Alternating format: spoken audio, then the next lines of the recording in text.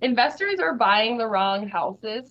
Here are the top 6 mistakes that investors make when they're buying their investment properties. So this is such an interesting topic because I see this all the time with investors and um you know, and I see it with home buyers too, to be honest. It's not just investors. It's like they they don't think through the investment and they're kind of just blindsided by what looks the prettiest.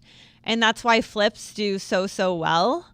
Um and I think this is going to be a really good topic. So, let's jump into the first thing is they're buying with emotion instead of math. I think it's huge because when investors walk into a house, oftentimes you say, "Oh, I could live here. I would love living here." And they look or they make decisions based upon emotions, like you said, but they need to look at the numbers. You need to look at it from a strategic vantage point versus this feels nice or this feels good. That doesn't work when it comes down to it. Yeah, and when I tour investors around, especially like 1031 investors that have to buy something, we'll go look at like, 12 things and we'll write down the ones that they like. And I always, during the whole tour, they'll be like, I really like that one on whatever, Vista. And I'll be like, yep, we just got to see how the math is. Like, I always just keep saying, oh, yep, we just got to see how the math is when we get home, because I got to go in and, the ones they like, I put in like the rental and the, obviously like the loan cost and everything else. But at the end of the day, a lot of people do buy. And I always tell investors, though, you can't hate it. Like, that is a big thing for me. Like, even if the numbers work and this is the best one financially, if you hate it, then you shouldn't get it. Does that make sense? Yeah. Like, because like sometimes they just can't see around it. Like, I just hate this area. I just don't like, and I'm like, you know what? Even though this is the best math, we should go with this other one that's almost as good because I don't want you to hate something that you buy because you have to see the potential. And if you don't see the potential, even if I see the potential, like you can't, I just almost feel like it's not going to do well for you because you're just going to be like, no one would want to live here.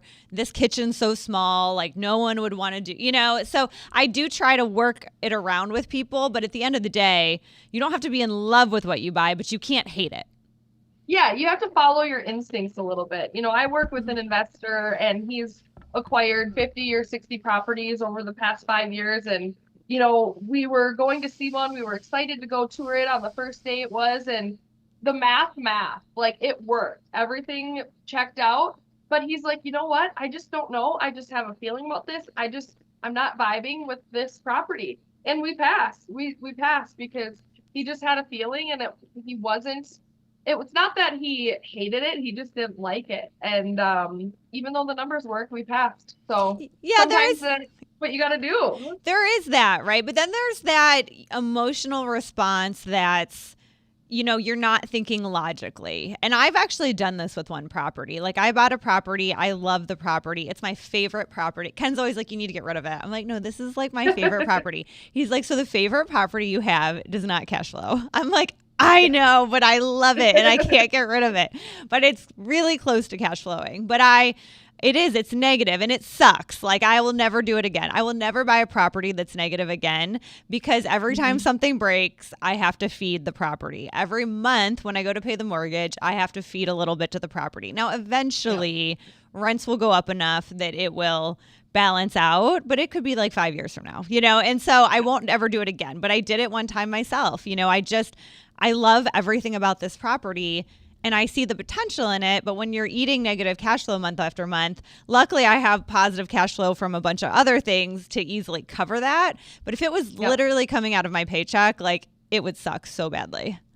Or if it's your only property, or you're dollar cost averaging some of the cash flows from your other properties, like you mentioned. But if that's your only property, you're going to second guess, like, why did I get into this? And this is bad, even though it's not. It was just, maybe not the best, but as long as you like it, I mean, that does help a little bit. It does. Well, so let's go on to number 2, because number 2 is the one I see like all the time. And this is this turnkey illusion. And flippers do a lot of that. Like we'll go into like a flip. So like I'll show, somebody a bunch of houses and they just fall in love with the flip. But to me, what do they call it? A lipstick on a pig or whatever. Yeah. Because Yep. yes, you have this turnkey property and it's way too nice to be a rental, in my opinion. Like, it's like you'll rent it, you know, assuming it's in a good area, a decent area, you'll rent it easier than a property that, let's say, needs some work. However, you're going to be paying so much more for it when on this other property, if you just did floor and paint, which might be like, I don't know, less than $10,000, you're going to be able to rent it for almost the same amount.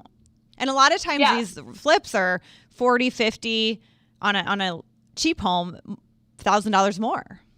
Yeah. And so there you go, where it's like, okay, pay 50 grand for something that's a little more ready. And it could be just lipstick on a pig, where it's okay, they painted, they made it pretty, but they didn't do the higher dollar meaningful costs, or they covered things up. Like, you don't necessarily know what you're getting, where if you buy something where you can actually see what's going on, you make the sweat equity investments yourself, whether that be, you know, paint, flooring, maybe it needs a new roof or some windows, you know, things like that, but you're able to buy it at such a more competitive price that even after you put those dollars into it, you're still money ahead from buying the turnkey one, you know? So it really is.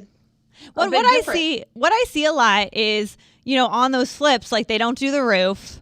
They don't do anything that's not aesthetic. So the HVAC system a lot of times is still old. The windows are still old. They just kind of do the kitchen, the bathrooms, the floor. It looks great. And they take out walls sometimes, so it's nice and open. You know, I've never bought a flip, and I'm not completely opposed, but they do cover up things. Like, I almost bought a flip one time, and I went back for like the third time, and I ran into this neighbor next door, and she just pulled me aside. She goes, you know, woman to woman, this thing had so many holes in the sidings, and they just plastered right over it. So in my mind, I'm like, that's water. There's probably mold in there. I mean, she kind of saved me from it, because I really was thinking about it, you know, but I was nervous about that kind of stuff. And so that I kind of prefer a home that's been owner occupied and well taken care of over a flip. Because a lot of times these flips, they buy them dirt cheap because they're like falling apart, right? I mean, they're not going to buy a house at market and flip it. They're getting these houses for cheap. And I don't know. I'm always drawn, you know, when I bought a house, a 1031 a couple years ago, there was a flip and there was, you know, one that needed a little bit of work. And I ended up buying the one that needed a little bit of work. But the truth is that it just was well taken care of. And I knew that. And with floors and paint and some new fixtures, it looked so much better. Yeah. And if you compare those two properties, you know, the flip versus the one that needed a little bit of work, they could essentially be the same property, but one has a wildly better return. And that's where that sweat equity is nice to come into it, you know, you're not paying premium or top dollar for something that's already done. And sometimes it's nice if you're an absentee investor, not in the area, and it's an easy button, but it's still something to like stop and think twice about. Well, the other thing I've noticed about flips is, you know, they're not meant to be rentals. I mean, you can rent them, but that's not the goal when the person is doing the flip. So they have very trendy cabinets. Like, their cabinets, like, I don't know about where you're at, but here, like, green is like this new thing. It's like an olive green, and it's really trendy, and it looks really good. But to me, see, that's too trendy for me, because if that goes out in 5 years, now I got to paint the cabinets, and, you know, so that's something else to think about, is like, how trendy is this design, and is it going to hold over for 5 or 10 years, or is it something that's really trendy that it's going to sell right now, but then you're going to have to do it because your tenant base is going to be like, oh, green cabinets, no, like, I want you know, white or black, or just something that's more, you know, neutral, right? And so I don't know, so I think of that too, because, you know, whenever I do remodel my rentals, I do they're not trendy, you know, because also you want something that everyone's going to like any tenant can walk into, it matches their furniture, you know, you don't want green cabinets that, some people love, some people hate, it doesn't go with their furniture, you know, all this different stuff. Right. And so I'm not doing painted cabinets in any of my units because that's just it. I know. Yeah, they chip. I know. And you can't fix them. So. I know. Unfortunately, I've learned that the hard way. I've done it in 2 of my 5, and you're right. And yes, they do chip, and and then you got to pay to fix them. So I've learned that the hard way myself. And then the other thing is like if the tenant, some people think, oh, there's already a tenant there. So that's really good for me because it's just there's already a tenant. But I don't like that. That would not be a net positive for me because I don't know anything about this tenant. Like I am very picky on my tenants. There's credit requirements. There's, make sure they're not a felon. There's income requirements. And now I'm inheriting this tenant that this person doesn't mind giving away. So why? Like, are they paying their rent? Yeah. We had one time where the tenant was a hoarder and we were able to sell the property sight unseen. It was during COVID. And that person inherited, they paid, they were a great tenant as far as that goes. They had been there for like 10 years. But, when they do flip that unit, they're going to have a lot of issues because she was a hoarder. Yeah. Yeah, it's just really wild when it comes to that. And which brings us to our next point, buying in the wrong area. Like it could be a good area, but it's the wrong good area. Yes. I deal with this a lot of times with investors too. They're like, I wouldn't want to live in this area. And I'm like, yeah, but you're not living in this area. And you're not your tenant demographic, right? Like you're live in a big house and you're married with, 3 kids and like you're not the person that's going to be renting in a working class environment where, maybe they have 1 kid, maybe it's a single parent. Like I have a lot of single parents with 1 or 2 kids. Like they're not renting your house. Like your house is not a rental, and your area is not a rental area either. Yeah. Especially like in larger metro areas, you have to think about where are my tenant demographic going to be commuting to work. They're not going to live in a high dollar, like premium or luxury area if it's, an hour to commute to wherever they're working type of a thing. So yeah, like you said, you as an investor are typically not your tenant demographic. So you have to put your tenant hat on and be like, okay, would I want to live here if I was paying rent? What's my competition? How far is the commute to, work type of thing? And keep that all in mind because a property in a Class A neighborhood isn't always a Class A investment. I mean, if you buy something in a Class A, premium neighborhood, your cash flow or your return might not be as good. So you really have to dial it in. So I see this mistake all the time, and it's not really with my investors. I see it when I'm looking at rentals on Zillow because I always price out, different areas. I'll see people, they buy a house in a nice area. They want $4,500 a month in rent, and it just sits and sits and sits. I'm like, who the hell is paying $4,500 a month in rent? Like your average tenant. Sure, you might get lucky. Yeah. A doctor might fly into Scottsdale and want to live there for a year with his family and do that. Your average tenant has a cap. And that's what I try to tell people. Like you don't, in our area, like I would say a good rental price is like maxing around $500,000, right? But I see people like, oh, this $750,000 house looks so good. And I'm like, yeah, but your $500,000 house might get $2,700 a month in rent. Your $700,000 a month house probably will get $29,000 or $2,900 in rent because there's a cap. Like in our area, in my opinion, it's around $3,000. Like people are not paying more than $3,000 in rent in large amounts, right? Like I don't know, what do you think that it is in your area? Because your real estate's cheaper. Yep, our real estate's cheaper. It's all relative, but I would say for a really nice unit, you're looking around $1,500. You might get up to $1,700 if it's absolutely pristine and there's certain utilities and things included. But really, for a nice unit, you're looking at $1,500 is the high end. Yeah, and so that's kind of what. So on my property that was negative, I don't want to say I made that mistake because I kind of knew that I was going to be negative going in. But the most I've ever rented that property for is $3,000, and it was $600,000, and that's where the discrepancy came in as far as it doesn't cash flow because it would at 5, but it doesn't at 6. And so I think that $500,000 mark's important because sometimes like you said, you're taking people around and they're like, oh my God, this $700,000 house is amazing. And I'm like, yeah, but this is a house you live in. This is not a house you rent. There's a difference. Yeah. But then the other thing that I see is people try to save money. So they want to go get a house outside of town in a good area for $400,000, right? Because they're trying to save that $100,000. But the problem is, to your point, there's no jobs. So like a tenant is very different than a homeowner. A homeowner might live farther from their job because over time, they don't know where they're going to work. Maybe, they want their kids to go to a certain school. They want to have a certain kind of house that they can't afford. A tenant doesn't really think like that. A tenant is like, okay, this is like 15 minutes from my job. Like I would say most tenants live within 20 minutes from their job. At least, I'm in a bigger city, right? Yeah. So Yep. It's rare that a tenant is going to like live 45 minutes from where they work because why would they do that? This is not their forever home. They're looking for convenience, and a lot of times what I see with like couples is they'll try to live in the middle of both of their jobs, somewhere where each person has like a 20, maybe 30-minute drive from work, And so that's why I get nervous when you're like, okay, let's invest outside of town. I'm like, okay, but they don't work there.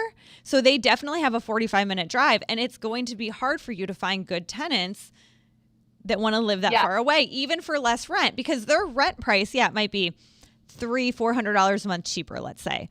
Okay, but how much gas are they spending to get there? What's the convenience worth? And most tenants will pay more for convenience. Yeah, because it's not only gas, but time and everything else that goes with it. So then it ends up being a temporary tenant and you're going to have the high turnover, So you might be able to rent it, but you're not going to get that long-term tenant that you're looking for that all of us landlords like and appreciate. You want to have options when you have tenants. You want to have options. So let's move to number 4. I like this one. The layout and functionality mistake. Yes. So bedroom and bathroom mix, if you're looking at like, let's just say 4-bedroom, it sounds great, but it only has 1 bathroom. Well, if you have a family and you're renting out a 4-bedroom, 1 bathroom is a huge mistake, So if you switch that to like a 3-bedroom, 2-bath, okay, you're losing a bedroom, but you're gaining a bathroom. Which one's more rentable? It's not always all about the bedrooms or a specific unit mix. You have to look at the property as a whole, because if there's 4 bedrooms, then is there enough parking, or is there just 1 parking, garage or whatever? So you have to look at everything, the layout, the functionality of the home, because bad floor plans, if you, can't envision yourself living there or how it would be used, then it's just going to be a bomb. Yeah, and I do think the 1 bathroom, I don't have any properties with 1 bathroom. I would only do it if it was priced so well that it would easily cash flow, because you're going to take a rental hit on that, because most people, like roommates, are going to want 2 bathrooms. Families are going to want 2 bathrooms. Like a mom is not going to want to share a bathroom with her teenage boys. You know what I mean? Like it's just not something people want to do. And so I do agree with that one. And also even the garages in warm weather, like it's not just cold weather. Here it gets so hot, people do like to have a garage. I do have a property with just a 1 car instead of a 2 car. And that's not really been too much of a pushback. I think a lot of people use part of their garage as storage anyways, but I think at least 1 car garage is important as well. Yeah. And that's interesting that you don't have any properties with, only 1 bathroom, because almost all of my properties just have 1 bathroom, and there's just a couple that have like a bath and a half or whatever, but that's just the way things are built. So it is. Yeah. And I'm from Ohio, and like my brother has a 3-bedroom house and it has 1 bathroom. Like I think it's more common in like the Midwest markets and more of like the northern markets. For whatever reason, in our market, it's not common to just have 1 bedroom or 1 bathroom. Like almost all properties have 2, unless it's like a 2-bed condo. Occasionally it'll have 1. Yeah. Interesting. But my brother has a family of 6 and they all share a bathroom, and I'm like, oh my God. Oh, I couldn't do it. I know. No. Exactly. Yes. So the appreciation gamble is a good one too. The mistakes that investors make. I always invest for cash flow, because at the end of the day, I'm not really planning on selling any of them. A, but B, like you just don't know. Like you don't know what the market for sure is going to do in the next 5 years. You have no idea. Well, so like you just said, it is a gamble. So appreciation, yes, it is one of the ways that real estate can pay you over time and factor it into your return, but it's not a given. It's not a guarantee. I like to think of appreciation as the cherry on top. You're not actually realizing those gains unless you sell. So if you're planning to hold a property for a long time, cash flow is first and foremost paramount over any of the other of the other things. So appreciation, yeah. I mean, cash flow keeps you solvent when you have to focus on your cash flow.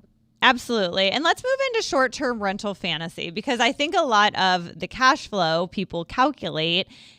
Sometimes it doesn't work on a long term rental, so they try to solve it for a short term rental. And I will tell Yeah. you, in the Phoenix market, Airbnbs are.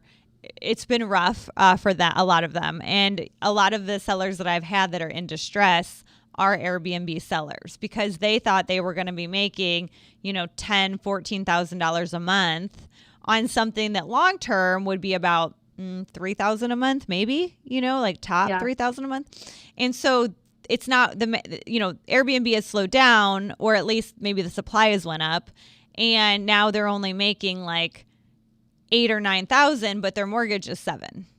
So now they're in this tight pinch after expenses and management fees and, running an Airbnb for essentially free if you're not making any money. It's, it Yeah. sucks.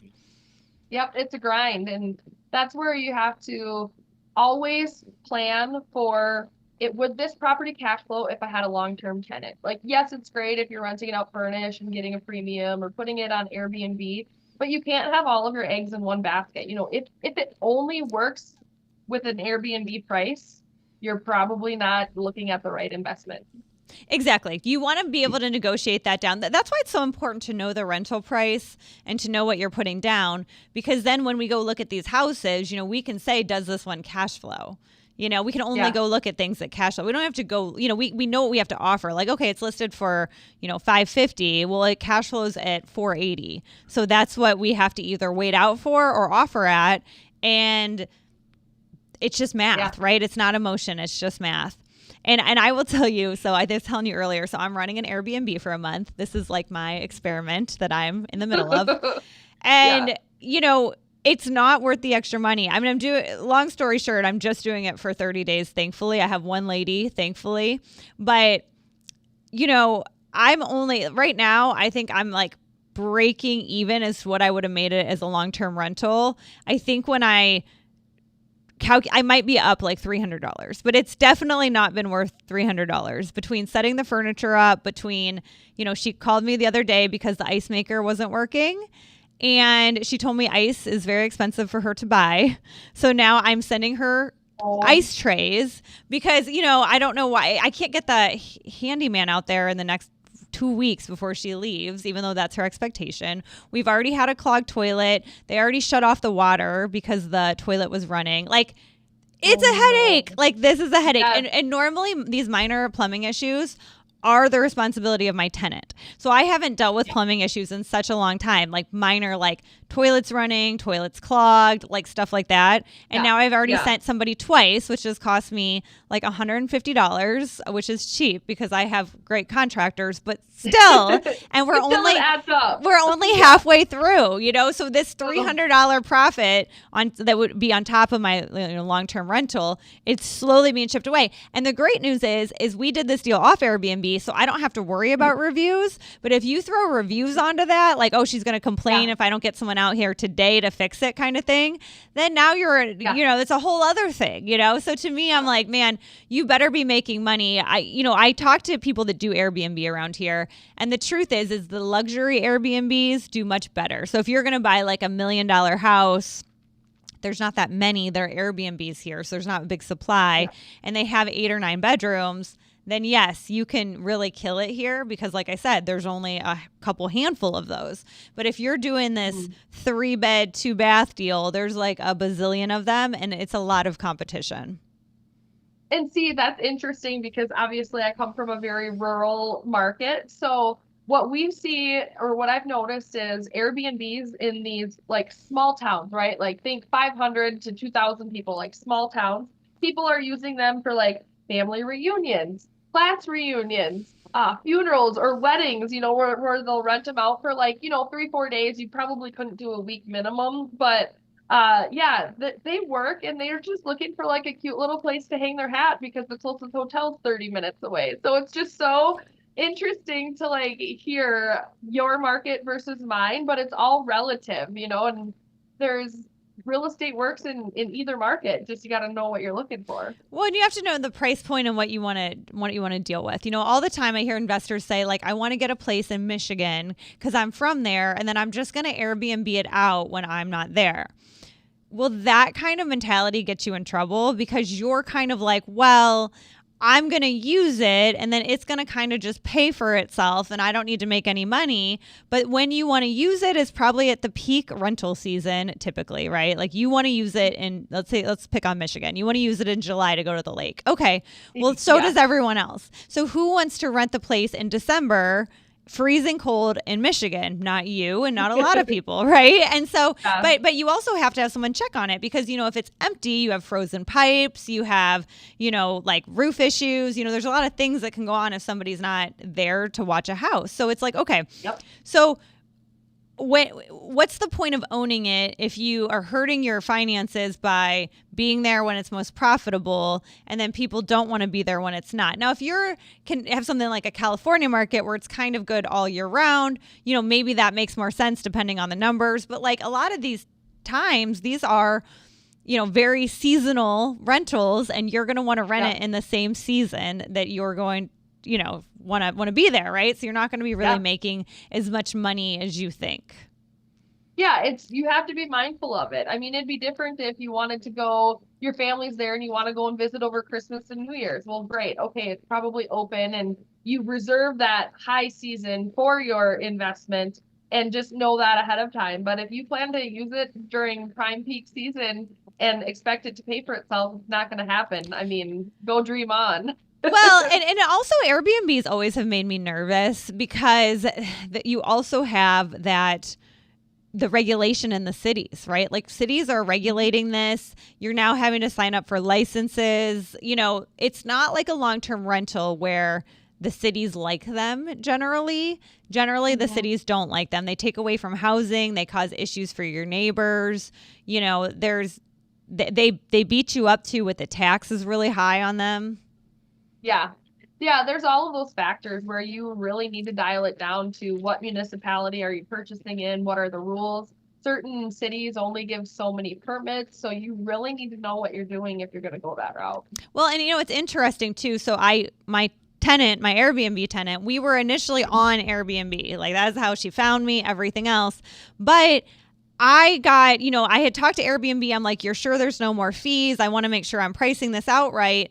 They held so much money back for tax that I was going to be completely not profitable. Like I was going to be way under, like $1,000 under what I should have been for my monthly rental. So I had to cancel on Airbnb. And luckily I had already reached out to her. So she had my number. And I just told her the reason I canceled your trip is because I was making like no money on tax. I was like, I can actually give you a discount on what you were paying on Airbnb and still be more profitable if you just pay me directly. And she's like, yeah, I have no problem doing that. So it's these little things that like I didn't even consider. I didn't even realize how much money that they were going to hold back for tax because in Arizona we have, you know, I don't know exactly, like it's a hotel tax almost, you like know, like the lodging tax or whatever. Exactly. Yeah. And it's super expensive. And I was like, oh my God, like I'm like $1,000 like less than I even need to be. I mean, the tax was over $1,000. So I was able to give her like $500 off the booking and then recoup that $1,000, you know? And so for me, you know, these are the things that people don't know and realize. It's like, yeah, it sounds good. You know, you're charging, you know, $8,000 for the month, but what are you paying in tax on that? And what are you paying in cost on that? And is that covering your base? And how much would you make on a long-term tenant, which is way easier? And how much are you covering on your base? Because to your point, say I'm making $1,000 extra a month on Airbnb, it's not worth it. Like it's so much more work. It's not worth it. And it's not guaranteed. So it's like, yeah, you might be up, you know, for us, our high season, like April, you might be up $4,000, but all summer, nobody's renting that thing. Yeah. You know, hotter than blazes and it's your low time. Yeah. Yeah, absolutely. And so you're just constantly looking for new tenants where for me, I just get a tenant in, they're there for at least a year minimum. And they just, you know, they're responsible for minor repairs and I don't get that many calls. Yeah, which is great. And I think when you set expectations up on the front end, as an investor, it's like, okay, the first toilet clog is covered and after that you're on your own. Or if the plumber finds a foreign object in the toilet, you know, like kids throw something down or whatever, that's on you. And so there's all of those things where you don't get to really dictate that in a short-term Nope. Airbnb type style situation as you can with a long-term tenant. So lots of Absolutely. different factors. You Yeah. you learn a lot as you've been a landlord. Like I've been a landlord now for 10 years and you do learn a lot. Like plumbing issues, first $150 are covered by the tenant. Now, if it were ever to come back where there was like roots in the line, I mean, I'm going to cover that. But 98% of the time it is a couple weeks ago, it was an earring in the toilet. You know, the toilet's just clogged. You know, there's all these things. And I do get it after $150 because even like the earring in the toilet, it was like $225. I'm fine. They get the first 150. I get the second 75. I'm good with that because what I don't want and what I had initially was hey, I got a clogged toilet. I need a handyman. Hey, and then, you know, you're just shelling out $100 here, $100 there. And they don't care what they're flushing down the toilet because they're not paying for it. So when you transfer that to them, then they do start to care about, you know, those kind of things. And I don't mind getting the balance as long as they're kind of chipping in. Exactly, because I think it was maybe 2 or 3 weeks ago I had a plumbing issue and it wasn't an earring, but they, you know, those the flushable wipes are not flushable. Like they are not freaking flushable. Yes. It's false advertising. So yes. Don't they are flushable because they go down the toilet, but that's about it. Yeah, exactly. So we had to have a visit and you know, it was all good and we figured it out, but if it happens again, hey, you know, it's not on me. So exactly, right? Well, and I think that the biggest thing with this video was, you know, the best investments aren't always the prettiest. You know, you have to get through that. Like, I love this place. It's so beautiful. Like, get through that, and then just get into the numbers and the area. Like, do people want to live here, and what is the rent? Yeah. So if you guys want more information or any expertise, download our investor guide. The link will be below, and we'd love to hear from you. Yeah, absolutely. See you guys next week. Bye.